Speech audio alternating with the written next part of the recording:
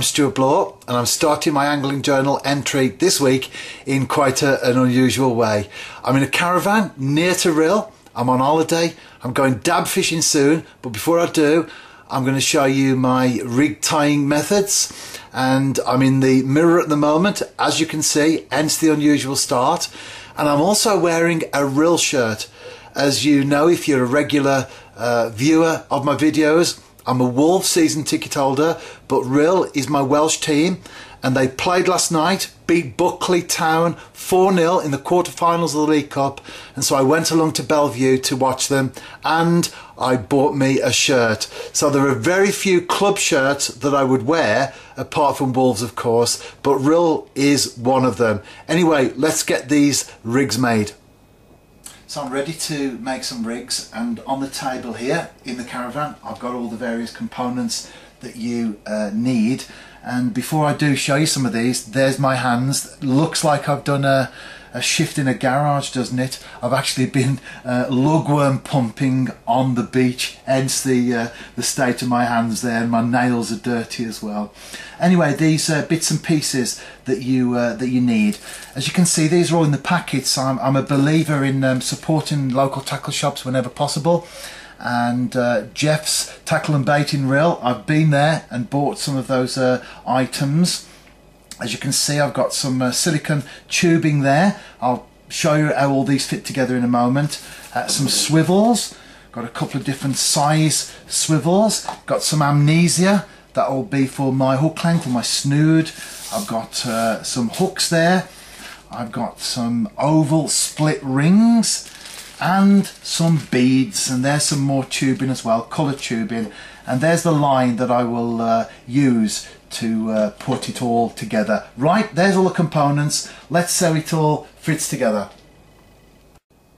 And here you can see a hook length ready to fit onto the rig. There's the swivel. I've tied a piece of amnesia, and of course on the end of there will go the hook. And there's the silicone tubing that fits over it, slides right over the end of the swivel, and as you can see, it keeps everything from getting tangled. So make a couple of these, or 3 sometimes, depends how many you want on your rig, and then you're ready to move to the next stage. And here in good old Blue Peter fashion, here's one I made earlier. I'm going to put it on the table so you can see it much better than me holding it up. At the top is a swivel. Just a short gap there, and there's the hook length that I was talking about earlier, and as you can see, 2 beads holding it in place. That's important, so that when you cast out it stays firmly in place.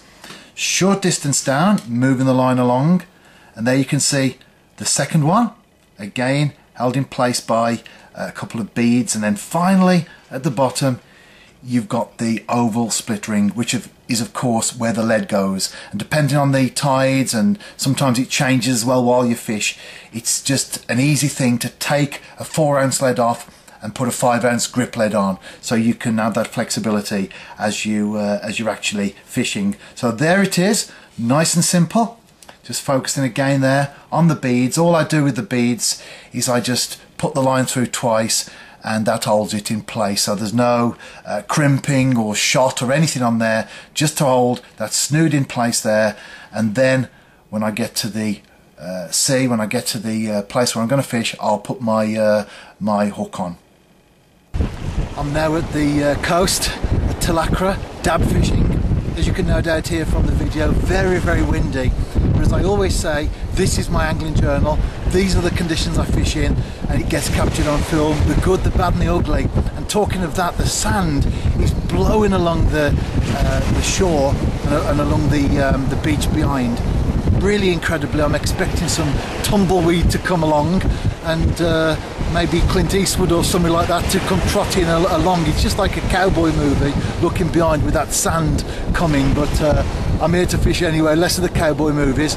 Talking about your local tackle shop, I believe there is a balance between using your local shop and of course the internet, and particularly nowadays with so much stuff available, no local tackle shop can stock everything or even get hold of everything with accounts that they have and so on. But my rod, I mentioned that last week's video, when I was on the Clwyd estuary in Rhyl, flounder fishing. I mentioned my rod had gone.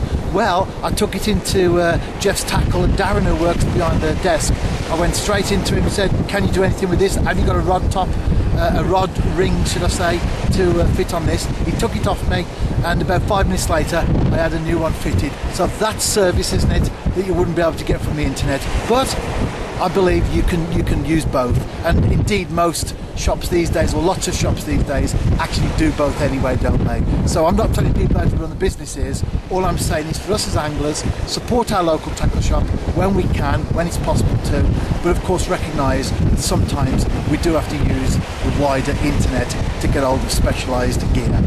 Anyway, let's get this rod cast out, or rods should I say now.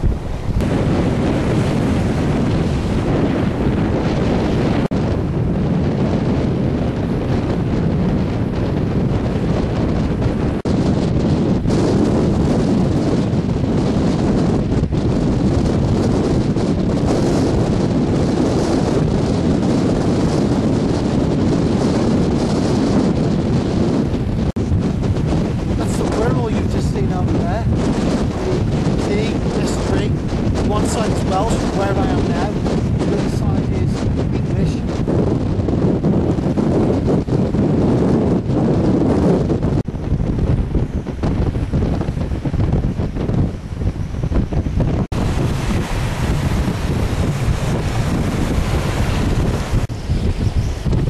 There you go.